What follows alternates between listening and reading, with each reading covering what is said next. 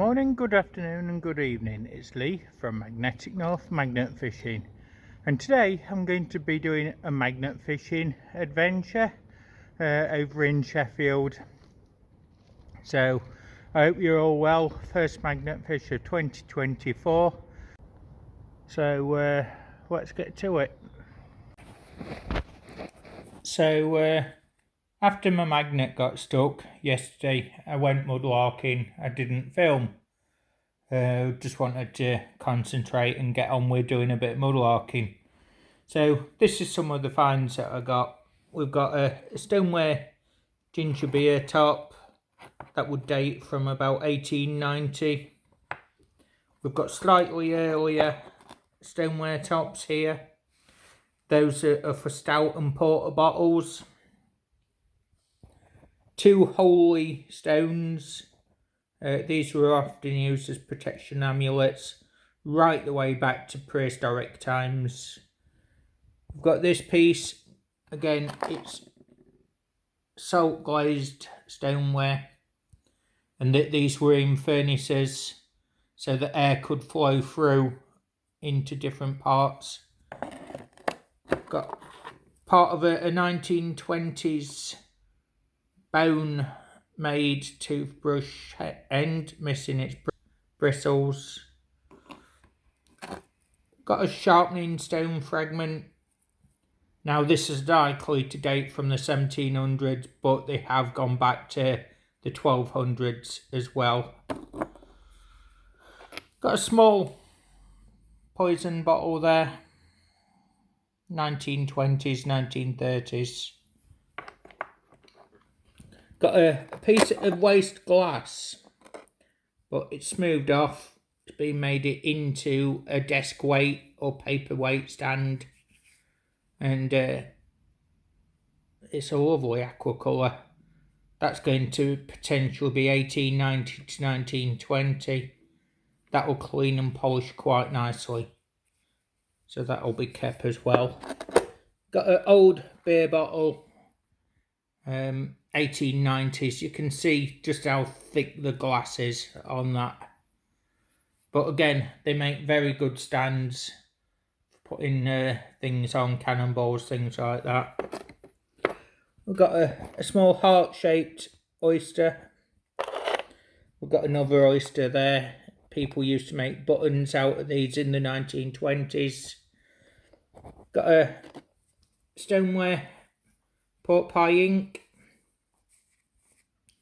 1890s in date. You don't often find these intact. Then here we've got some furnace silica, but when this is in the water, this is a lovely blue-green colour. So these can date anything from 1780 through to about 1900. And then another one here with a lot of green on that one. And that is basically the remnants of the bottom of a furnace that used to make glass and silica. Here we've got a piece of leather with 2 studs just there. That's going to be part of an old belt. These generally date from the 1600s through to 1900. They are very hard to date because the style didn't change. Got a Edwardian 1910 sort of era Norwich ginger beer fragment, and part of a Sheffield one as well. Various bits here of blue and white ware potteries. This one here, stone china, and again it's decorated Chinese ware. Now most of this will often be Dutch imported, round about 1890 through to 1910, and we used to make similar ourselves in Staffordshire, which were copies of that original design. Here we've got a pewter button, coat of arms on it. We've got a worn down marble, stone marble. Now these were often used as games counters in the 1700s. Lovely piece of blue, cobalt blue glass, sea polished, well, river polished. Got a Sheffield 1937 Cannon Brewery Sheffield bottle stopper. More oyster shells, bit more polished glass there in green. We've got a square stone. These were often used as pavement corners in the medieval and Roman times. Got all these pipe stems, bits of clay pipe end. These are going to be used to make beaded necklaces. And I found all these pennies here as well. So I've got multiple pennies, pennies, pennies, pennies. Hey! So we've got a few other bits here. We've got Victorian 1890s Born Denby ginger beer fragment. This would have been a Derbyshire made one. And more Sheffield ones. That would have been Fuller's ginger beer Sheffield. We've got a war grade bottle stopper. These were made in World War I and World War II, so 1914 to 1918 and 1939 to 45. Gilmore's Sheffield 1911 bottle stopper. A couple of phones, a toy one, and a curve phone. We've got an 1890s clay pipe there, and Lewis it reads. Bit more blue, cobalt blue glass.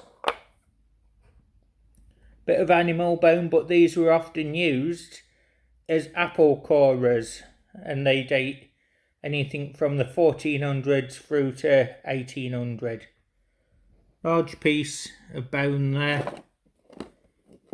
Large piece of bone there. That could well be medieval in date.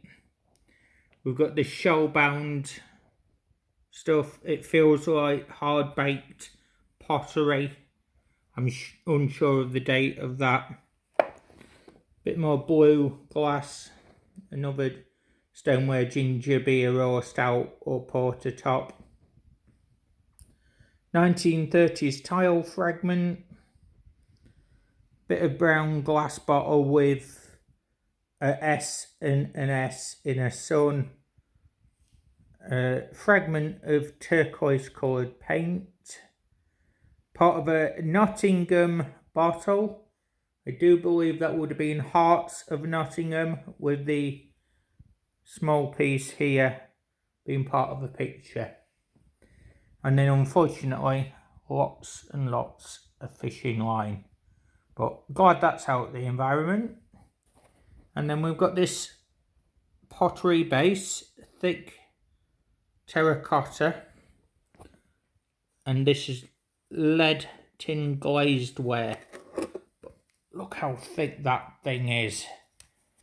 And that's part of a storage vessel from the Tudor period, which is the 16th century on that one. So when you mudlark, it's not always treasure, you get a lot of trash. Now we've got bits of phones, number plates, general bits of metal, plastics with burnt metal bits on, general bits of metal, batteries, rollers, so fishing bait holders, bits of metal, nondescript, modern electrics, and somebody dropped this 1990s vintage camera as well. but it's plastic, it's waste, it shouldn't be there, it's been removed, so that'll go into recycling, as will all this metal. So a few other bits we got. Old animal tooth there, probably from a horse or a sheep, I'm not sure. We've got this piece of coal, but what's interesting, just there, there's the impression of a fossil, just there. So that's quite an interesting piece.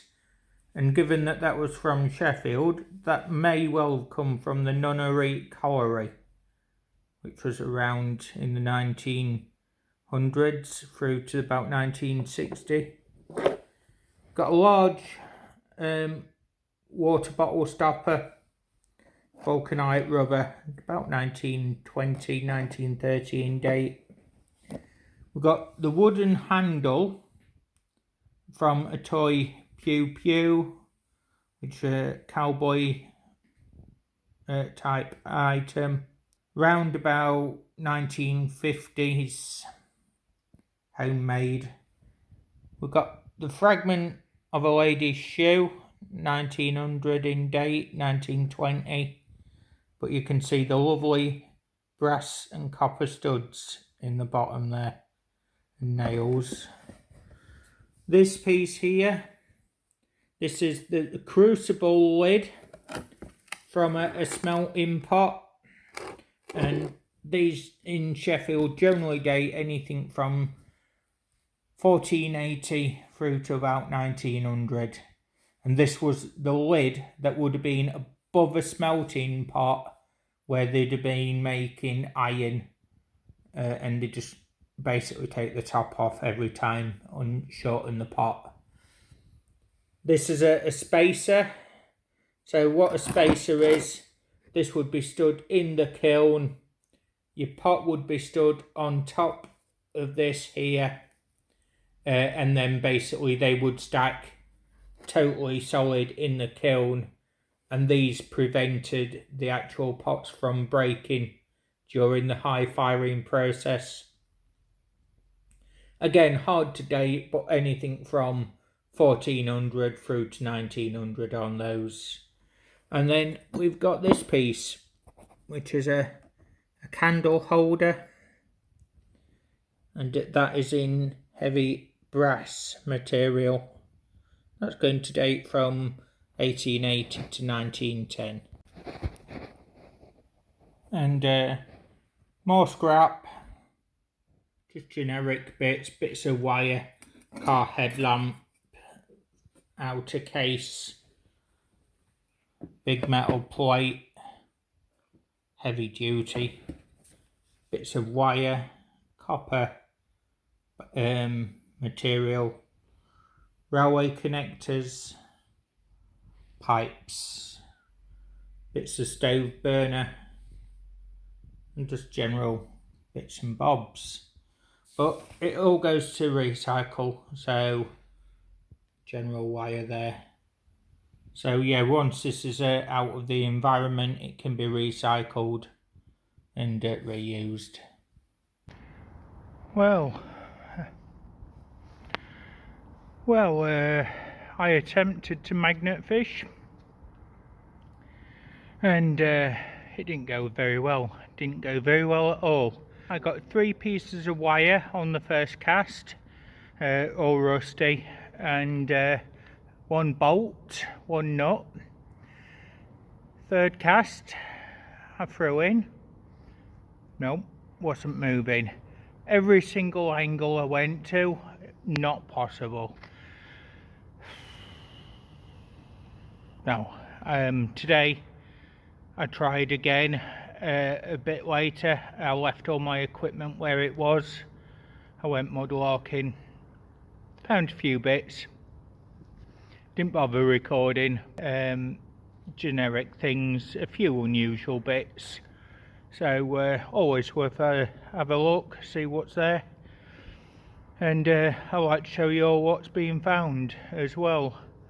Went back to the magnet, tried again, every single angle, completely stuck.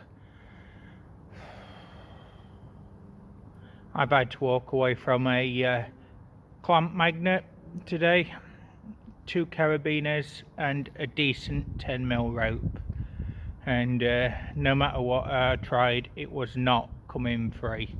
It was completely fast on something very, very heavy, and nope, it's game over for that magnet. So I've only got 1 magnet left now, but we'll attempt in a few days when the water level goes down a bit to try again, and if not, that's it. I'll be cutting the rope and saving what rope I can, and at least 1 carabiner. So goes that way. That's the hazards of magnet fishing, but you know what, it's another adventure, and at least I can show you a few mudlark finds. But yep, this is it from me. This is Lee at Magnetic North Magnet Fishing. Don't forget to like, subscribe and comment. Bye for now, everyone.